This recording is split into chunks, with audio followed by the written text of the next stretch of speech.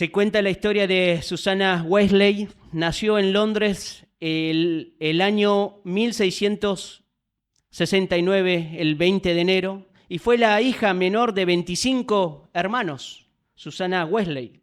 Su padre fue un destacado ministro evangélico. Su madre, la madre de Susana, era una cristiana seria y se esforzaba por inculcar la fe cristiana a su numerosa familia. 25 hermanos tenía Susana, imagínense. El ambiente familiar animaba mucho para los hijos a leer libros de la gran biblioteca que tenían en su casa. Tanto sus hermanos, Susana, podían ir a la biblioteca a leer mucho material. Debido a eso, Susana obtuvo un excelente dominio de los idiomas y poseía un buen conocimiento teológico. A los 19 años se casó con Samuel Wesley, el cual era ministro. Tuvieron 19 hijos. Sin embargo, debido a la alta tasa de mortalidad infantil de ese momento, solo 10 llegaron a una edad adulta de esos 19. Susana aprendió griego, latín, francés y otros estudios, ¿sí?, en su hogar paterno. Y eso transmitió a sus hijos. Ella practicaba escuela en casa y ella pasó, ¿sí?, diferentes pruebas con la pérdida de sus hijos y situaciones que pasaban en la iglesia donde ella se congregaba junto a su marido. Pero ella nunca se desvió de la fe. De la misma manera enseñó a sus hijos. Se convirtió en una madre ejemplar, una madre de dos figuras destacadas de la historia de la iglesia, John y Charles Wesley. Probablemente esa era la razón por la cual Susana es conocida. Susana practicaba lo que predicaba a sus hijos. Era una mujer por naturaleza frágil y ocupada con los cuidados del hogar. Ella apartaba 2 a 3 horas cada día para la devoción de estar a solas con Dios. Se dice que cuando necesitaba privacidad, se cubría la cabeza con su delantal como señal de que estaba orando. Esa era la señal que tenía ella cuando buscaba intimidad con Dios. Sí, hermanos, cuando ella necesitaba pasar a solas con Dios, ella usaba, ¿sí?, un delantal en su cabeza para poder tener un tiempo a solas con Dios. Era como si fuera una especie de tabernáculo propio, portátil, doméstico, que ella usaba. Sus hijos entendían perfectamente que su mamá estaba con el Señor y decían, ahora no la molestemos. Mamá está con el Señor a solas. Ella estaba pidiendo en esa situación, cuando ella usaba el delantal, ella pedía al Señor, buscaba al Señor y llamaba al Señor, sabiendo que en Él había respuesta. El título de nuestro sermón de esta mañana es Pedid, buscad y llamar continuamente. Hermanos, visitas, nos encontramos en el Evangelio de Mateo, el Sermón del Monte, ¿sí? Este es el contexto de estos versículos.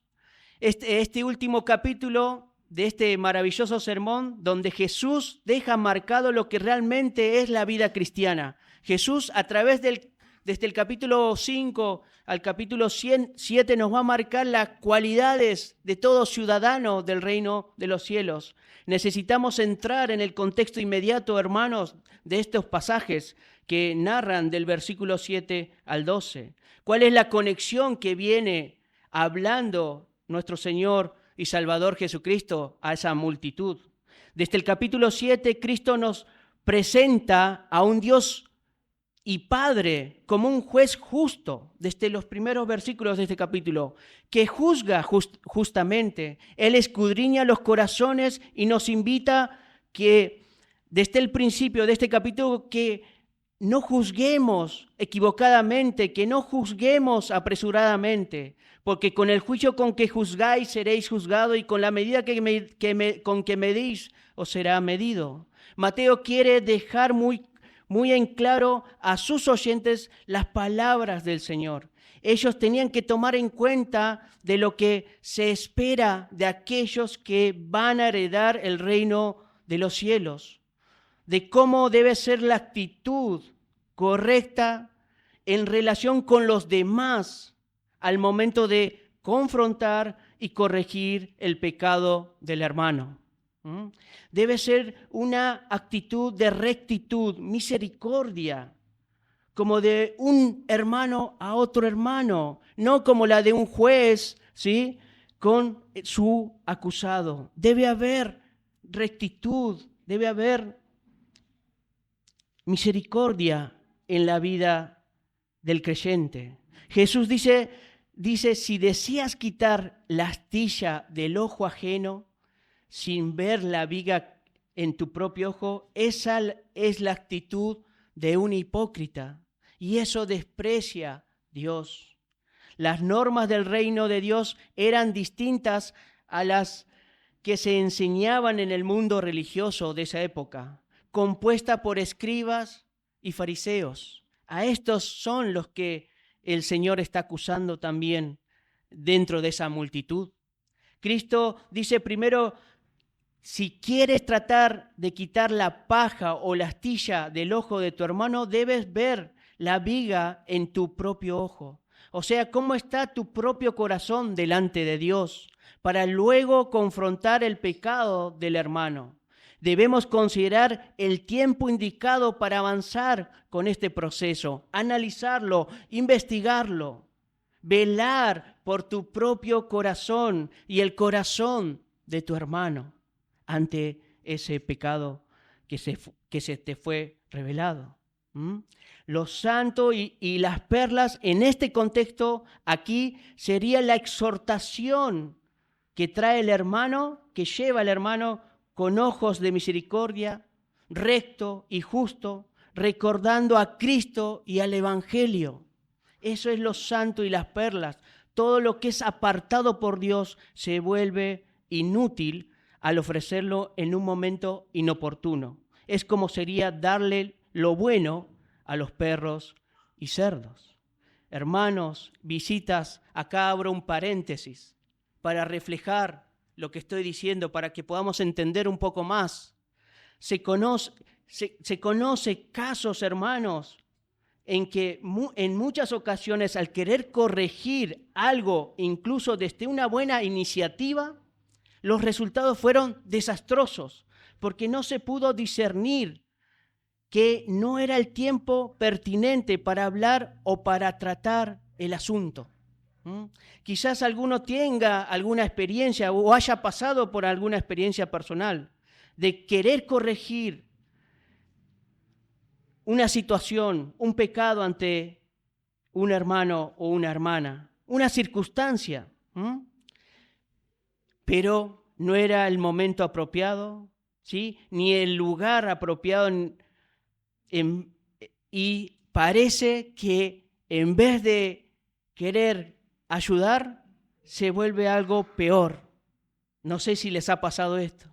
Muchas veces se hace leña del árbol caído. ¿Por qué? Porque no era el momento. Quizás fue una mala intención, ¿sí? Quizás fue una buena intención.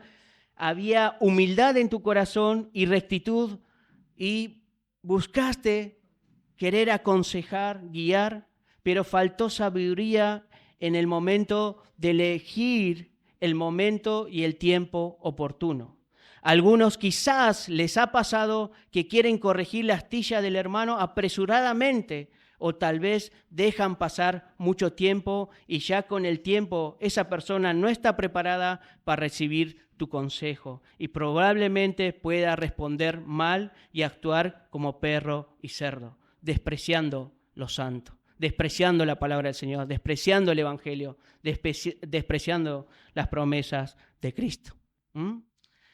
Entonces necesitamos lo que Cristo nos va a hablar a partir de este versículo 7 es que necesitamos la ayuda de Dios para enfrentar cualquier situación por la cual Jesús nos dice: pedid, buscad y llamad. ¿Sí? En esta mañana el primer punto que vamos a ver, hermanos, es las oraciones continuas al Padre. Del versículo 7 al 11 vamos a examinar este punto. Mateo capítulo 7, lean conmigo, por favor. Dice: pedid y se os dará, buscad y hallaréis, llamad y se os abrirá. La palabra pedid que usa aquí Cristo es la palabra aiteo en el griego. Tiene el significado de la actitud de una persona que con frecuencia vive suplicando. Este verbo se usaba en la época de nuestro Señor y Salvador Jesucristo cuando se dirigía una persona inferior a una superior. Se usaba este verbo de pedir. Por ejemplo, cuando un siervo se tenía que presentar a un rey, él pedía esa audiencia, ¿sí? Inclusive lo podemos ver en el relato de Lucas 23, capítulo 23, versículo 23, cuando los sacerdotes y el pueblo se presentan ante Pilato pidiendo que Cristo fuera crucificado. Entonces, pedid en el sentido del texto original implica un sentido de humildad, de reconocimiento de una necesidad. ¿Sí? Pedir puede parecer muy simple, puede parecer muy sencillo, pero al ser humano le cuesta pedir. Debemos reconocer eso, hermanos. Cuando el creyente está pidiendo, está reconociendo que no es fuerte, que es débil, por lo tanto es un acto de humildad, pidiendo a Dios que Él sí es fuerte, en Él hay fortaleza, Él es poderoso y Él es bueno para enfrentar cualquier situación. Por eso debemos recurrir a su ayuda. El acto de pedir tiene que ver con la misma acción de un mendigo que está sin ningún recurso propio y extiende su mano esperando que alguien le ayude. Ese es el sentido de pedir, como un mendigo. Es a través de la oración de pedir que estos creyentes de esa época podían combatir los grandes obstáculos que confrontarían el crecimiento espiritual del hermano o el pecado ante Dios. De esa manera, estos hermanos que están escuchando este sermón podían combatir. Cristo promete y asegura una bendición a aquellos que le piden, a aquellos mendigos que ruegan a Él pidiéndole. ¿Qué dice? Se os dará. Hay una promesa ahí. Hay un orden y hay una promesa que se cumple. Ahora analicemos la palabra buscad en el original. Continúa diciendo este versículo 7, dice: buscad y os hallaréis. La palabra buscad, si tienen algo para anotar, parece muy similar al pedir, pero no es lo mismo. En nuestro vocabulario parece igual, pero es importante si pueden tomar nota o escribir ahí en su Biblia o donde tomen apuntes. La palabra pedir es la palabra buscar es pedir más actuar. Pedir más actuar. No es lo mismo que pedir solo. Esa es la palabra buscar en el original. El sentido de esta palabra es la petición ferviente de una persona la cual activa un esfuerzo para obtener una respuesta a su necesidad. Por ejemplo, hermanos, uno debería orar por el conocimiento profundo de la palabra, vivir conforme a la palabra de Dios.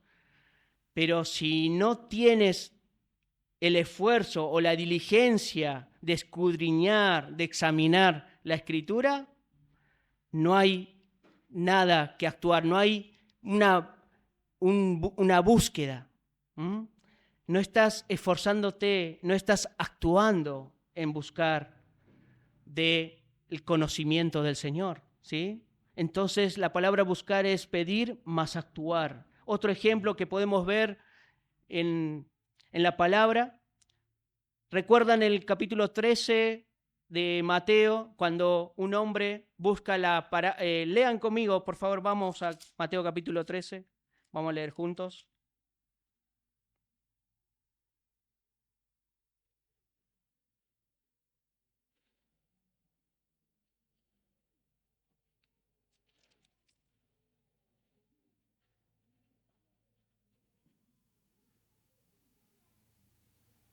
Dice Mateo capítulo 13, versículo 45, y también el reino de los cielos es semejante a un mercader que busca, ahí está la palabra, busca, ¿sí? Trabaja, se esfuerza, buenas perlas, que habiéndolo hallado una perla preciosa, fue y vendió todo lo que tenía y la compró. Este hombre se esforzó, buscó, ¿sí? Con insistencia, hasta encontrarlo. Y después de encontrarlo, ¿sí? ¿Sí? Él recibe esta perla preciosa. O sea, después de buscarlo, perdone, recibe esta perla preciosa. Ahora vayamos, ¿sí? Y a estos que buscan, ¿qué dice el mandamiento? Que, Señor, la promesa, aquellos que buscan, hallaréis. Así dice el Señor. No solo dice que, no solo aquellos que buscan y piden esforzándose, ¿sí? Aquellos discípulos que están escuchando esta audiencia original, aquellos que piden, buscan, o sea, se esfuerzan, van a recibir lo que están buscando. Por eso el Señor dice, hallaréis en ese versículo. Ahora analicemos la palabra shamad, ¿sí? La palabra shamad en este contexto quiere decir pedir más actuar, más perseverar.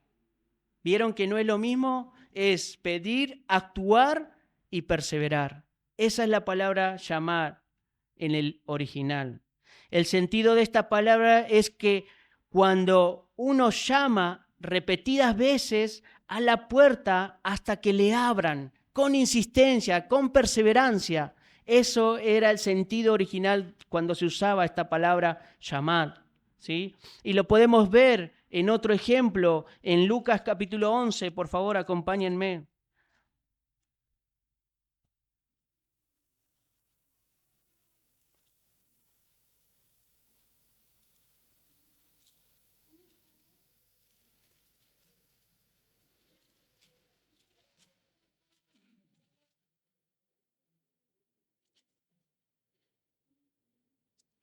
Versículo 5.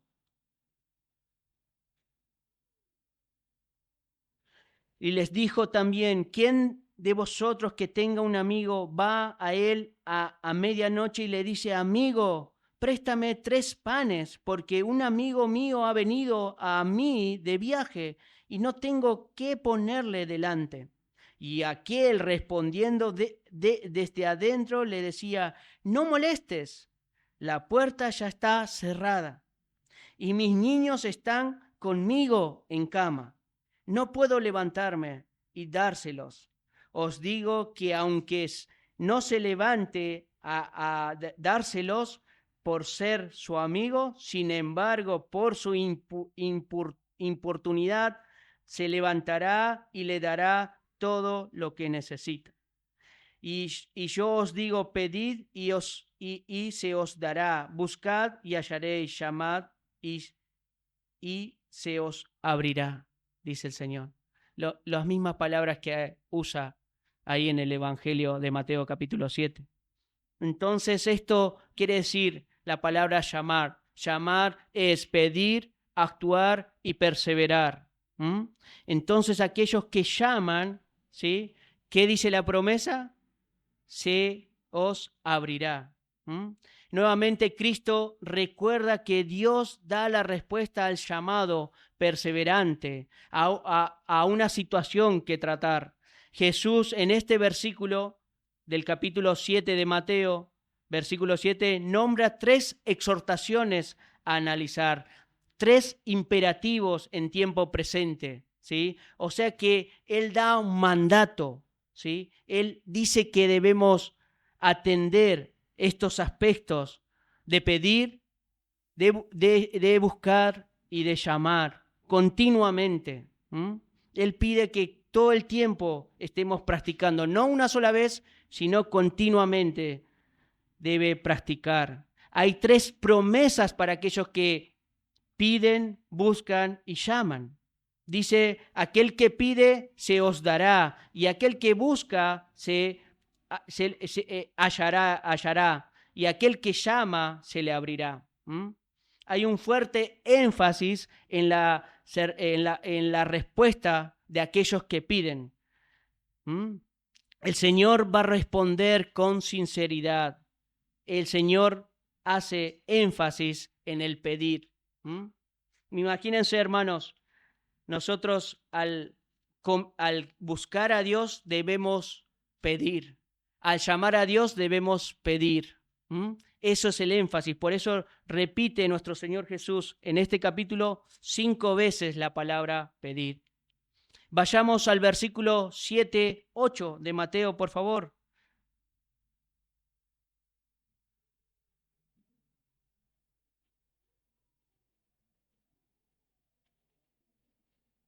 Dice, porque todo aquel que pide, recibe, y el que busca, halla, y al que llama, se le abrirá.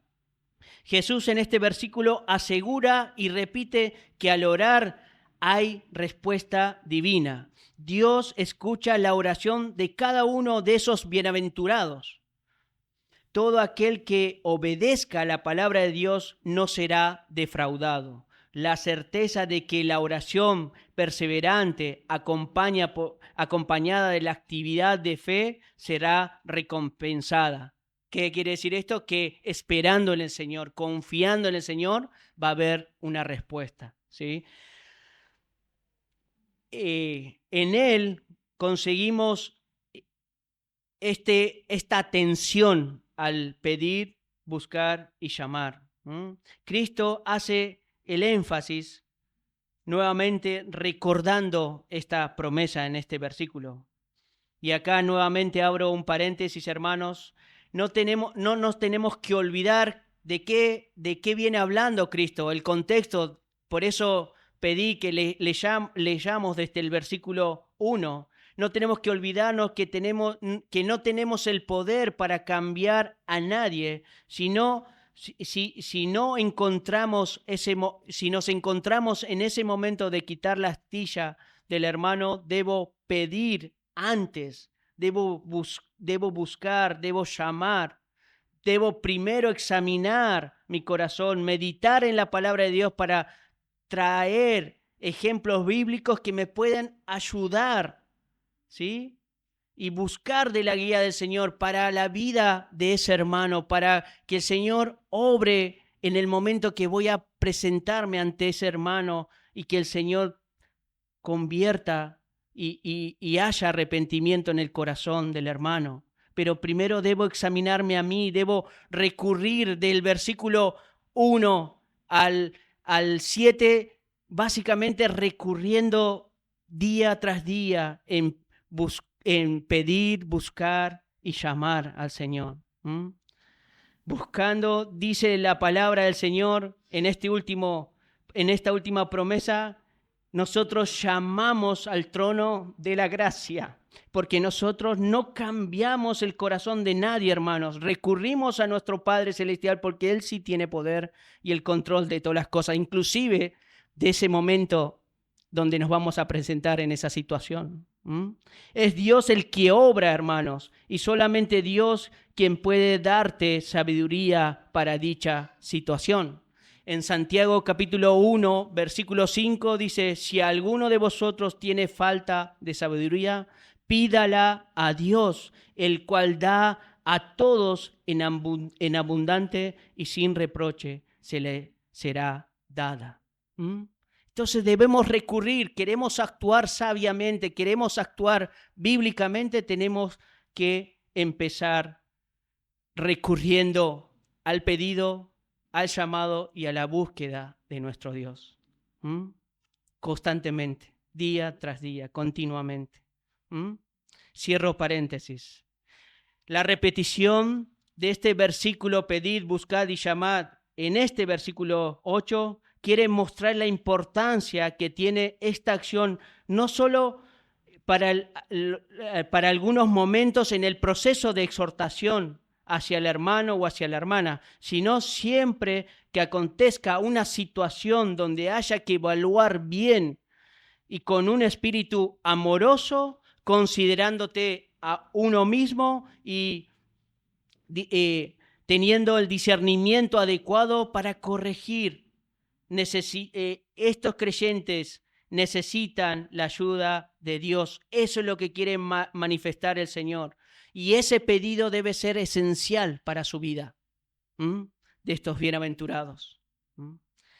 Sigamos, versículo 9 dice: ¿qué hombre hay de vosotros que si un hijo le pide pan, le dará una piedra? Versículo 10, o si le pide un pescado, le dará una serpiente. El ejemplo que pone el Señor es de un padre y un hijo. Es de un hijo que le pide cosas básicas a su padre. Este es el ejemplo que pone el Señor. Jesús dice que ¿qué padre terrenal satisfará los deseos razonables de su hijo? El primer ejemplo dice que el hijo va a pedir pan, o sea, que va a pedir la entrada, se podría decir, ¿sí? Y el padre, en vez de darle pan, le dará una piedra. En el segundo ejemplo dice, y si el hijo le pide un pescado, un plato principal, podríamos decir, ¿sí? ¿Le dará una serpiente? Imagínense, hermanos, el pescado era un alimento muy utilizado en la región de Galilea. El pescado era un elemento fundamental en la alimentación. El pescado abundaba, ¿sí?, en esa zona. Pensemos en esta situación, hermanos, como ejemplo. Si imaginamos un padre, ¿sí?, que cometiera tal maldad, ¿sí?, de dar una piedra en vez de pan, de dar una serpiente en vez de un pescado, ¿no sería algo normal en la vida de ese padre o en la práctica de ese padre? ¿No creen eso? Un padre que ama a sus hijos le brinda regularmente las necesidades básicas que el hijo requiere. Incluso, ¿sí?, ni los padres que son desconsiderados engañarían a su hijo cambiándole el alimento. Jesús quiere llamar la atención de esta audiencia porque se viene el versículo siguiente a la cual Él quiere que estén atentos estos seguidores que estaban entre esa multitud. También puedo decir, hermanos, que hay dos ejemplos que está cargado de simbolismo. ¿Recuerdan Mateo capítulo 7? ¿De quién le ofreció piedras al Señor para que comiese? El maligno trató de forma cruel al Señor Jesús. Después que llevaba 40 días sin comer, le dijo, ¿tienes esas piedras? Come, conviértales en pan y come. Es la crueldad máxima de Satanás. La piedra y el pan, ¿sí?, se pueden parecer en aspectos, ¿sí? Puedo buscar una piedra parecida al pan, a igual que el pescado y la serpiente, pero se parecen en aspecto. No saben igual, no son igual. De hecho, la serpiente era un animal inmundo, uno de los animales prohibidos en la lista que Dios da en Levítico. El padre que sirva una piedra en vez de pan a su hijo, o el padre que sirva una serpiente en vez de pescado, sería un padre malvado, un padre cruel para con su hijo, un padre egoísta, mentiroso, irresponsable. Ni aún en los animales se ve tal cosa, hermanos. Por eso el Señor en el versículo siguiente, versículo 11, después de haber llamado la atención a esta audiencia, afirma y pregunta esto. Lean conmigo, por favor. Pues si vosotros, siendo malos, sabéis dar buenas dádivas a vuestros hijos, ¿cuánto más vuestro Padre que está en los cielos dará buenas cosas a los que le pidan? Aquí Jesús afirma una de las muchas enseñanzas bíblicas sobre la naturaleza caída del hombre.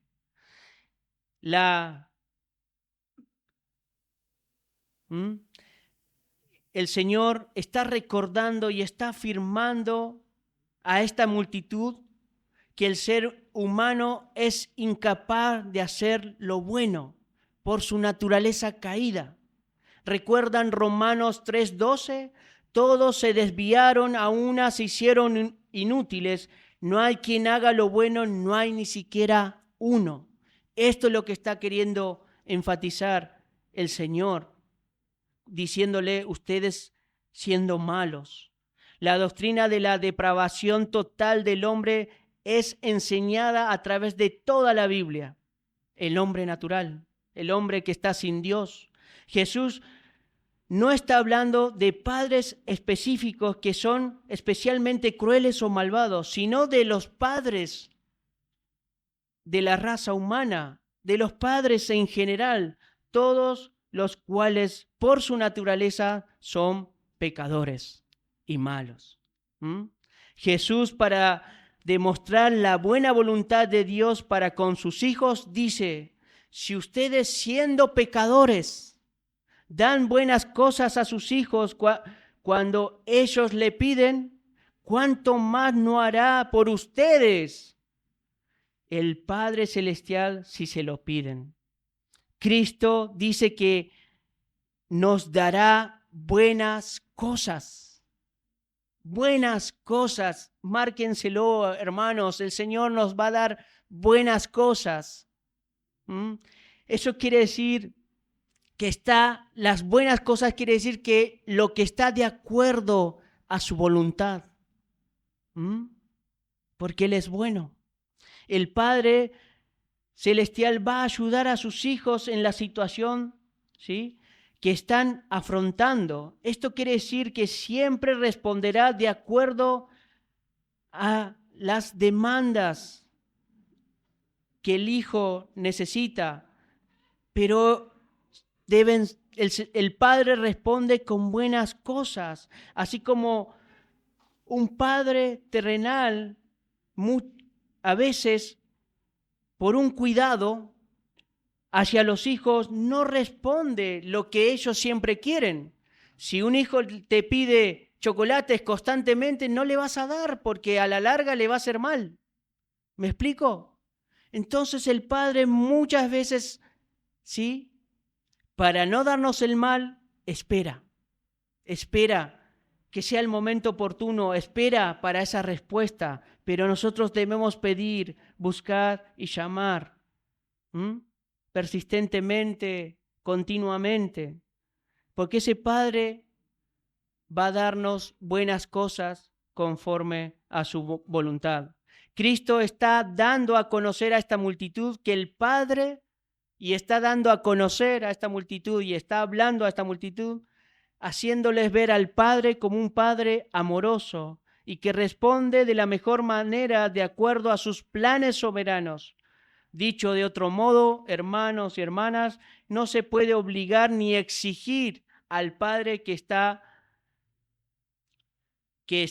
escuchando ese pedido, ¿sí? No se puede exigir que en el momento de la exhortación a un hermano obre inmediatamente o de acuerdo a lo que quieres vos. No es lo que está queriendo decir el Señor, sino que Él dará las buenas cosas. El Padre ama a sus hijos y los cuida, y estos seguidores que estaban en ese sermón, ¿sí?, pueden tener, les dice Cristo, la seguridad que a sus oraciones el Padre va a responder.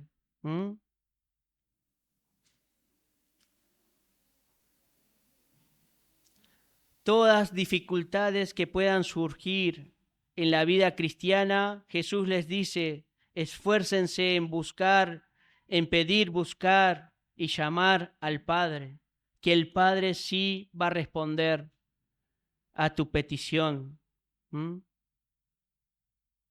Vamos al versículo 12, dice Mateo 7:12.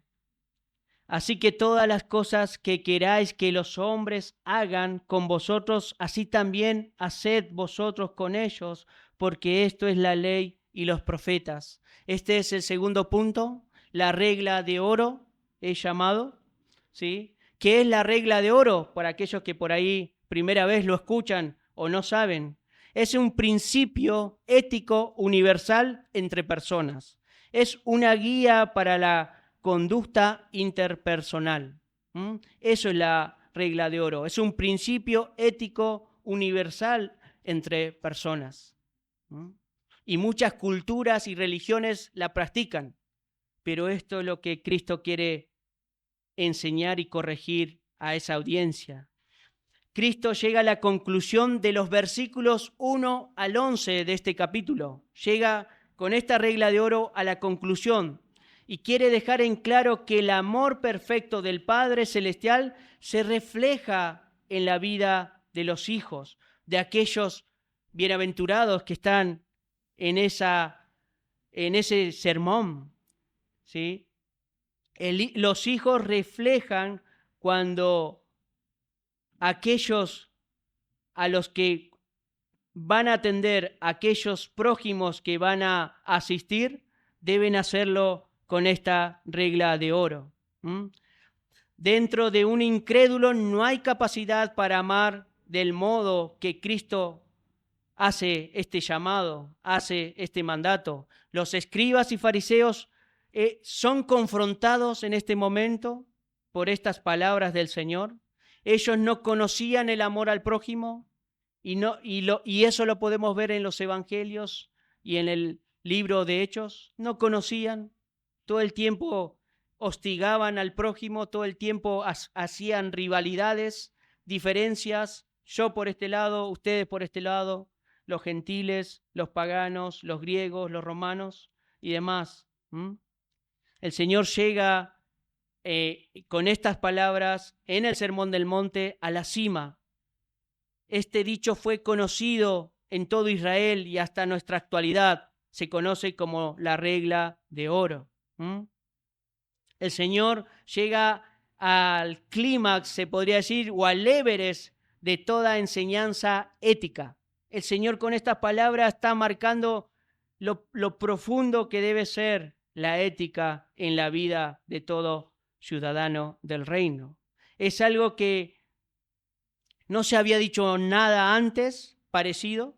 Es una nueva enseñanza y una manera nueva de ver la vida y sus obligaciones para con los demás en la vida del cristiano. Para entender un poco más este aspecto de este versículo, vamos a la historia cultural de esa época. Y eso nos ayudará a entender. Resulta que había dos judíos famosísimos de esa época. Uno era un judío llamado Shammai, era el rabino, era maestro, y otro famoso rabino llamado Hillel, famoso por las dulces comprensiones que él enseñaba. Hillel enseñó sobre la regla de oro en esa época y estableció diciendo esto: no hagas a los demás lo que no quieres que te hagan a ti. Y en otra oportunidad, a un hombre gentil que quería aprender del judaísmo, le dijo: lo que no te sea odioso, no hagas a tu vecino. Esta es toda la ley. El resto es comentario. Ve y estudia. Decía esto: no, no, no. Aquí tenemos la regla de oro de forma negativa. A igual que otras religiones, siempre los principios de esta regla de oro en otras religiones, en el budaísmo, en el judaísmo, por este rabino, y también en el budismo podemos ver que siempre la regla de oro es no hagas tal cosa. No, no, no. Es un aspecto negativo. Pero ¿qué pasa con el Señor Jesús? Jesús quiere corregir y abarcar lo positivo de hacer, ¿sí? Solo Jesús tiene el poder, ¿sí?, de hablar a esta multitud porque conoce el corazón de aquellos creyentes que van a actuar en verdad. Conoce al Espíritu que puede fortalecer a amarse los unos a los otros. El amor que Cristo habla en este versículo de la regla de oro es un amor desinteresado. Solo puede lograrse con la ayuda divina de Dios.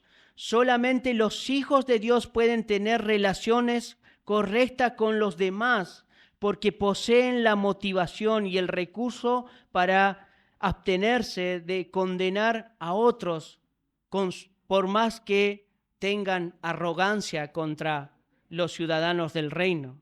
El amor honesto y verdadero incluye la negación de sí mismo. Solo los creyentes pueden negarse a sí mismos, les está diciendo Jesús. Los discípulos piensan en el prójimo antes que sí mismo. Así es todo creyente que cumplirá la ley, amando al prójimo. Por eso lo último que dice en este versículo, de esos trata la ley y los profetas, o sea, el Antiguo Testamento. La ley es los primeros libros de la Biblia y los profetas es lo que resta el Antiguo Testamento. Así hablaban los judíos de esa época. ¿Recuerdan Mateo capítulo 5, versículo 17? Cuando el Señor en este mismo sermón dijo, no penséis que he venido a abrogar la ley o a los profetas. Ahí está el Antiguo Testamento. No he venido para abrogar, sino para cumplir. Esto es lo que Cristo había dicho. Y de este amor se trata el Antiguo Testamento. Cuando Cristo se presenta diciendo estas palabras, aquellos oyentes tenían que recordar la ley y los profetas. De esto se trata el amor desinteresado, el amor al prójimo, el amor nacido de Dios, les está diciendo Cristo a esta audiencia. El creyente debe buscar amar a Dios con todo su corazón, con toda su alma y con toda su mente y con todas sus fuerzas. Y el segundo y gran mandamiento que el Señor habló en sus evangelios es que amarás a tu prójimo como a ti mismo. Hermanos, a esta audiencia les está dando los principios de la vida cristiana, de poder actuar con amor ante esta situación que puede pasar a cualquier ciudadano del reino. Son los principios que debe examinar esta audiencia para atender cualquier situación que pueda pasar con su hermano, con su prójimo. Ahora, hermanos, ¿qué podemos ver en la persona de Cristo con respecto a estos versículos?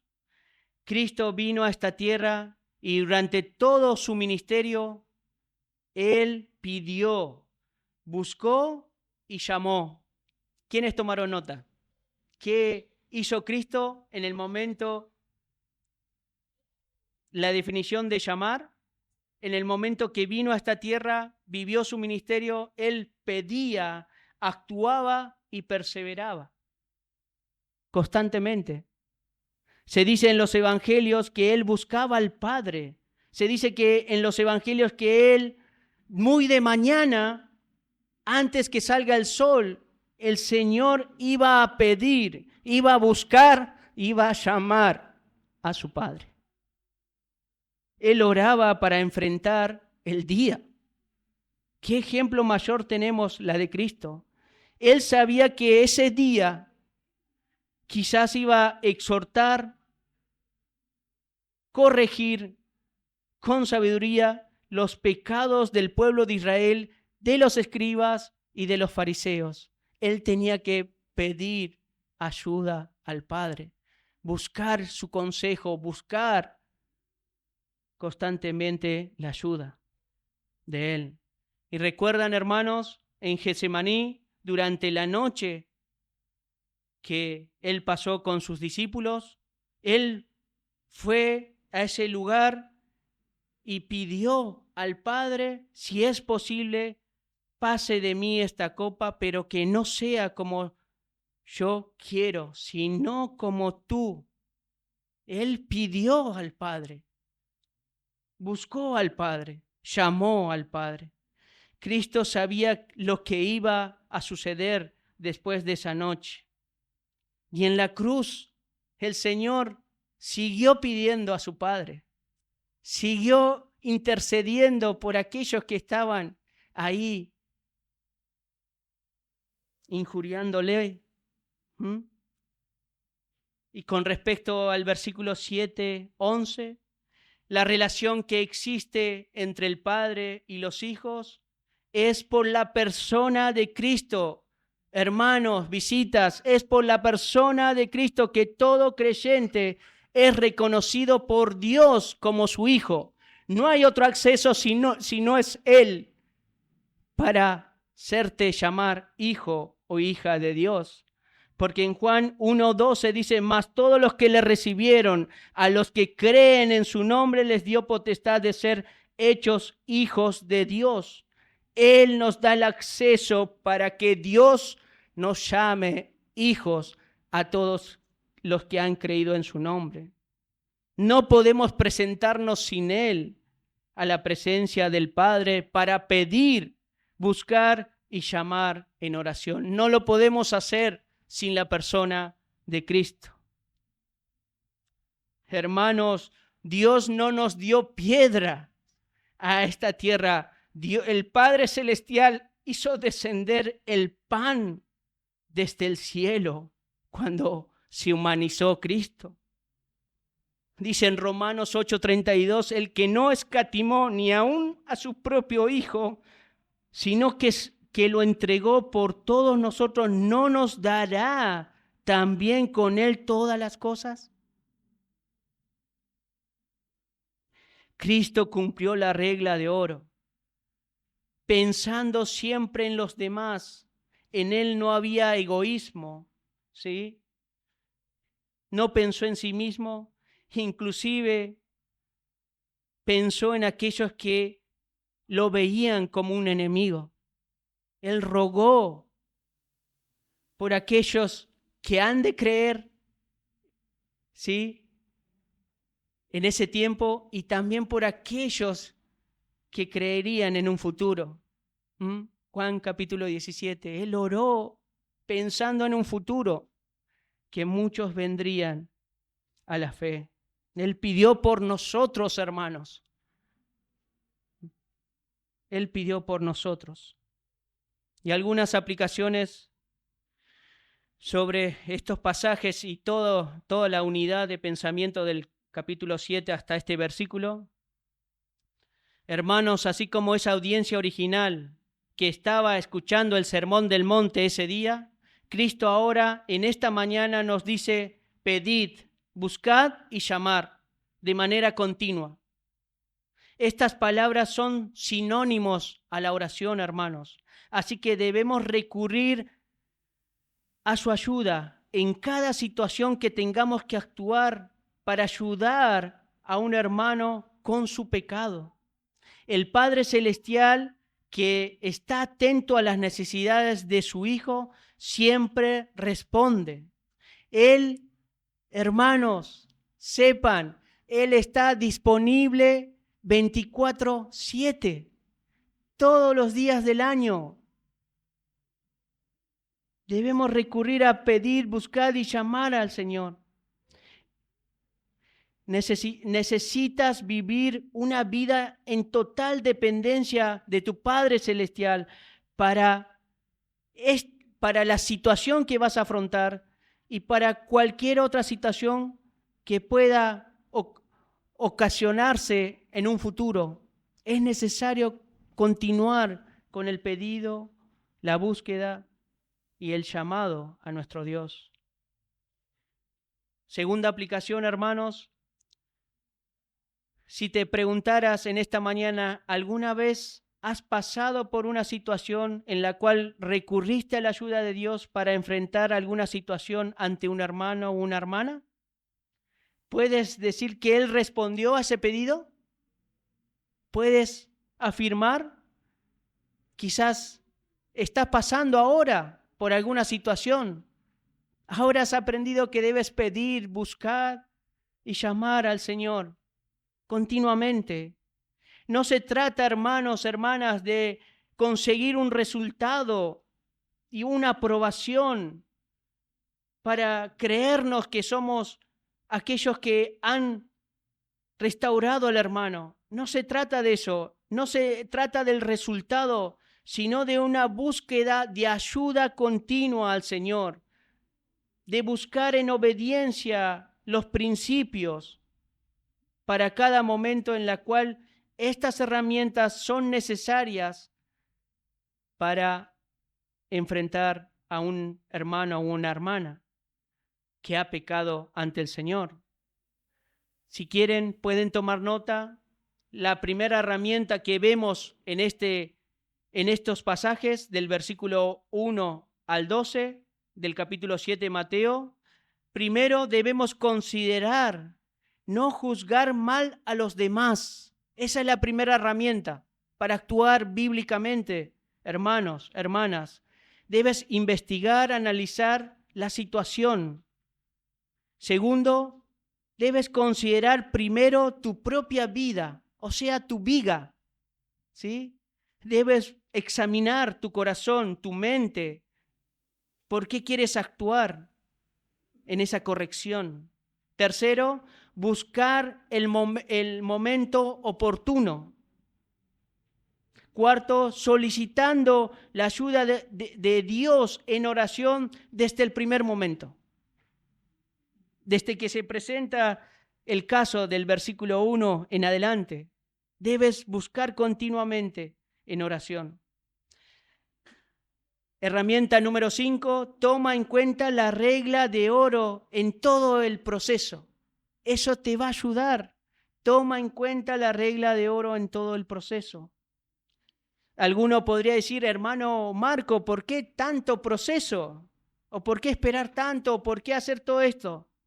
Yo le diría, hermanos, hermanas, el creyente debe confrontar y corregir bíblicamente, ¿sí?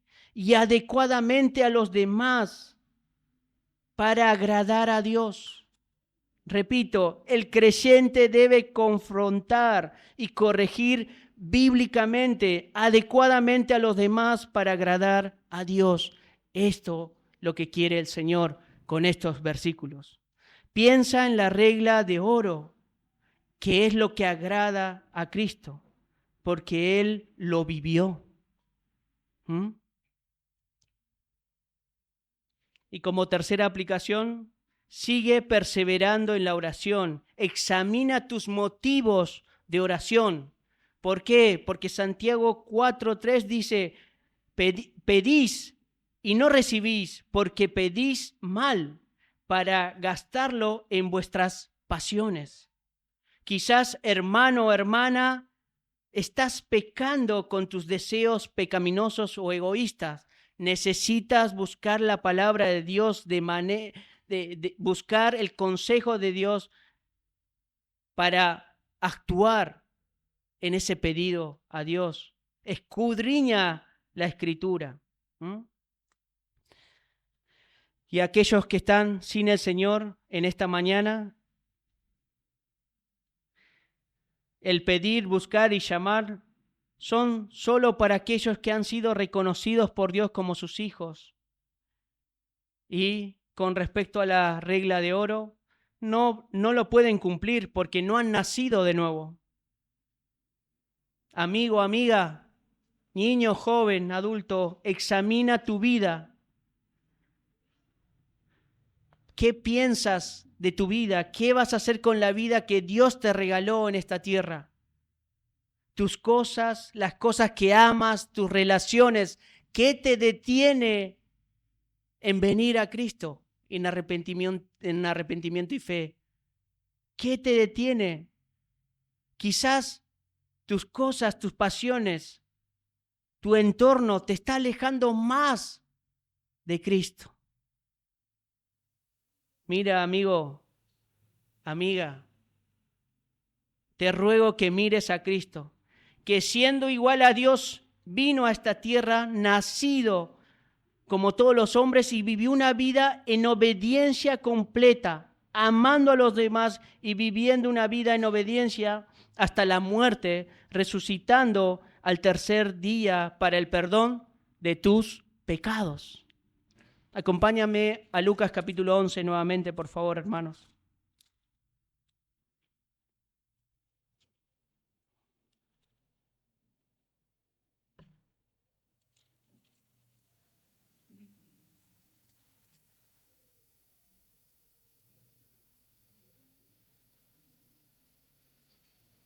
Versículo 10. Porque todo aquel que pide, recibe, y el que busca, halla, y el que llama, se le abrirá. ¿Qué padre de vosotros si su hijo le pide pan, le dará una piedra? Y si le o si pescado en lugar de pescado en lugar de pescado le dará una serpiente, o si le pide un huevo le dará un escorpión. Pues si vosotros siendo malos sabéis dar buenas dádivas a vuestros hijos, ¿cuánto más vuestro Padre Celestial dará el Espíritu Santo a los que le pidan? Amigo, amiga, esto es para vos. La pobreza de espíritu con la cual comienza Mateo capítulo 5, esas bienaventuranzas, es para vos. Si vos confías en el Señor, le pides de su Espíritu Santo y entras a través de Él pidiéndole como un pobre, como un mendigo, que no tienes nada, estás en bancarrota espiritual ante sus ojos, pídele ayuda, recurre a Él porque Él te va a hacer nueva criatura. Pídele ayuda para que puedas cumplir la bienaventuranza. Los que lloran serán consolados y aquellos mansos recibirán la tierra por heredad. Ruega al Padre. Dice que en el paralelo de Lucas 11 dice que Él dará el Espíritu y Él te ayudará pidiéndole ayuda a Él, buscándolo, llamándolo, y se cumplirá desde Mateo 5 al 7 en tu vida. Pero tienes que entrar con una pobreza de espíritu, con alguien, con algo, examinando tu vida de cómo estás delante de Dios.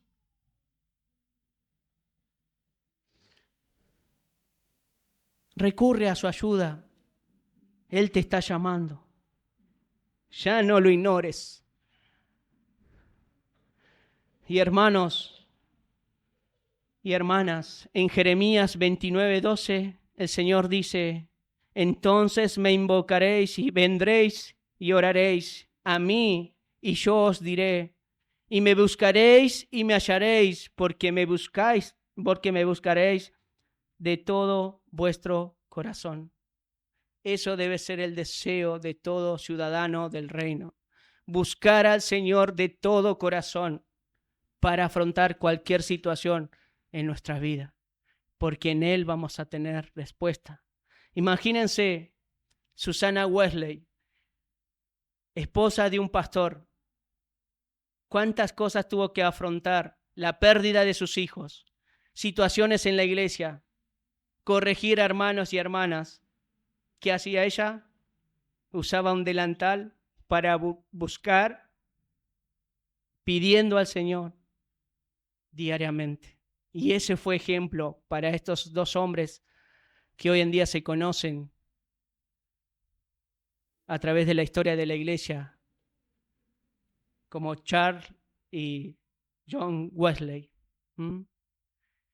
Así que un ejemplo de vida, la cual el Señor nos pide a vivir en este fragmento de esta porción del Sermón del Monte. Que el Señor pueda ayudarnos a atesorar sus mandatos y por otro lado sus promesas.